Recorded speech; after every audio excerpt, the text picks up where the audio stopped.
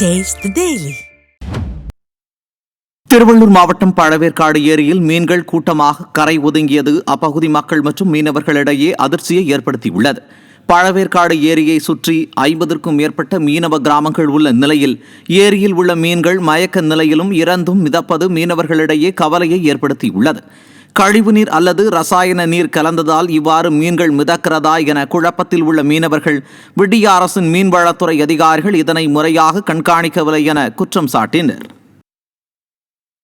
திருவள்ளூர் மாவட்டம் பள்ளிப்பட்டில் ஆபத்தான நிலையில் உள்ள மின்கம்பங்களால் பொதுமக்கள் பீதியடைந்துள்ளனர். ஆஞ்சநேயர் நகரில் சிமெண்ட் சாலை நடுவே பொதுமக்களை அச்சுறுத்தும் வகையில் மின்கம்பம் ஒன்று உள்ளது.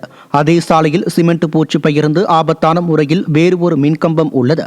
இதனால் அச்சமடைந்துள்ள அப்பகுதியினர் அவற்றை அகற்ற பலமுறை புகார் அளித்தும் விடிய அரசின் மின்வாரியம் நடவடிக்கை எடுக்கவில்லை என புகார் தெரிவித்தனர். ஆட்சி மாற்றம் ஏற்பட்டால்தான் மக்களின் அடிப்படை பிரச்சினைகளுக்கு கூட தீர்வு கிடைக்கும் என மக்கள் நம்பிக்கை தெரிவித்தனர்.